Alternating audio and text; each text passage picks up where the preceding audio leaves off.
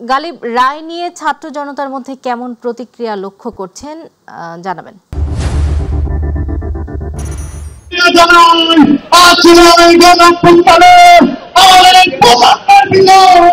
ধন্যবাদ সাউদা। আমরা আছি ঢাকা বিশ্ববিদ্যালয়ের টিএসসি এলাকায়। আপনি যেমনটি জানেন যে আজকে মানবতা বিরোধী অপরাধের মামলায় শেখ হাসিনা, আসাদুজ্জামান খান কামাল এবং চৌধুরী আব্দুল্লাহ মামুন সহ আসলে 3 জনের আজকে রায়ের তারিখ ঠিক করা হয়েছে। আপনি কিছু জানেন যে কিছুক্ষণ আগে মূলত সাবেক প্রধানমন্ত্রী শেখ হাসিনাকে আসলে ফাঁসির রায় দেওয়াতে আসলে এখানে সবাই উৎসুক জনতা এবং শিক্ষার্থী সহ বিভিন্ন ফ্যাসিবাদ বিরোধী আন্দোলনের আশা মানুষরা এখানে আসলে এসে তারা আসলে তাদের ইয়ে প্রকাশ করছে।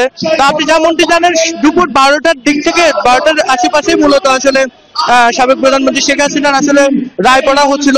তো এক্ষেত্রে আমি আরেকটি জিনিস বলবো যে চৌধুরী আব্দুল্লাহ মামুন মূলত রাজসাক্ষী হয়ে মূলত আসলে এই 5টি মামলার আসলে মূলত রাজসাক্ষী হয়েছেন।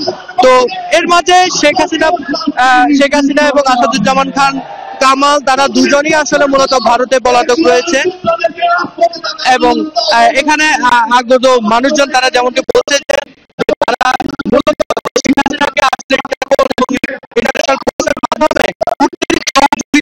তাকে দেশে রায় কার্যকর করার বিষয়ে ছাত্র জনতা এবং জনতারা মূলত ইয়ে করছে। আমরা আসলে এখানে আপনি দেখতে পাচ্ছেন যে ব্যাপক আমরা এই মুহূর্তে একজন শিক্ষার্থীর সাথে কথা বলবো। তিনি আসলে বলবেন যে আসলে এই যে রায় হলো, যে রায় আসলে মানবতা বিরোধী অপরাধের যে রায় হলো, সেই রায় আসলে আপনি কি সন্তুষ্ট কিনা এবং আপনাদের প্রতিক্রিয়া কি একটু যদি জানেন।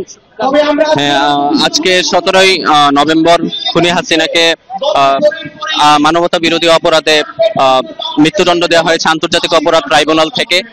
তো খুনি হাসিনা আমরা জানি যে 17 বছর তিনি এক সাম্রাজ্যের ত্রাস কায়েম করেছিলেন। তিনি শাপলা হত্যাকাণ্ডে গণহত্যা তিনি চালিয়েছেন। এছাড়া জুলাই অভ্যুত্থানে ছাত্র জনতার উপর যে আন্দোলন, যে সেটাকে বন্ধ করে দিতে যে গণহত্যা চালিয়েছেন। এছাড়া তিনি বিডিআর হত্যাকাণ্ড চালিয়েছেন। এছাড়াও তিনি যে 17 বছরে তিনি যে হাস্যকর একটি আদালত তৈরি করে তিনি যে বিচার বহির্ভূত ভাবে অনেককে মৃত্যুদণ্ড দিয়েছেন, সেইটার ভিত্তিতে আজকে যে রায় হয়েছে, সেই রায়ের মাধ্যমে আমরা দেখছি যে ছাত্র জনতা সাধারণ জনগণের বৈধ কৌশলে বা বৈধভাবে এই হাসিনার মৃত্যুদণ্ড নিশ্চিত করা হয়েছে। তবে এই হাসিনার মৃত্যুদণ্ড নিশ্চিত হলেই সফল হবে শহীদদের আত্মত্যাগ, সফল হবে জুলাই অভ্যুত্থানে শহীদদের আত্মত্যাগ, বিডিআর হত্যাকাণ্ডে শহীদদের আত্মত্যাগ এবং সফল হবে শাপলা গণহত্যায় শহীদদের আত্মত্যাগ। আসলে আপনি যেমনটি দেখছেন সাউদা, যে আসলে একজন শিক্ষার্থী এবং জুলাই আন্দোলনের সামনে সারিতে থাকা আসলে একজন সে তার মতামত আসলে ব্যক্ত করেছে রায়ের পর। তারা আসলে কি প্রতিক্রিয়া এবং তারা আসলে কি চাচ্ছেন সেটি আসলে জানাচ্ছেন। এখানে আসলে টিএসসিতে আসলে বিভিন্ন বয়সী, একবার বাচ্চা থেকে একবার বিভিন্ন বয়সী মানুষজন আসলে জড়ো হয়েছে এবং এখানে ডাকসুর আসলে ঢাকা বিশ্ববিদ্যালয়ের ডাকসুর তারা নেতৃবৃন্দরা মূলত উপস্থিত হয়েছে।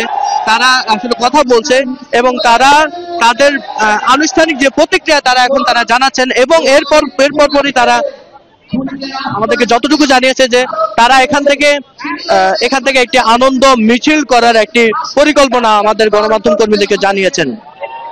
তো এই ছিল আসলে ঢাকা বিশ্ববিদ্যালয়ের টিএসসি এলাকা থেকে আসলে মানবতা বিরোধী অপরাধের মামলায় শেখ হাসিনা সহ শেখ হাসিনার রায়ের পর সামগ্রিক প্রতিক্রিয়ার একটি অংশ। সাউদা। গালিব, আপনাকে ধন্যবাদ। দর্শক, টিএসসি এরিয়া থেকে রায় পরবর্তী ছাত্র জনতার প্রতিক্রিয়া জানাচ্ছিলেন আমাদের সহকর্মী মিফতা গালিব।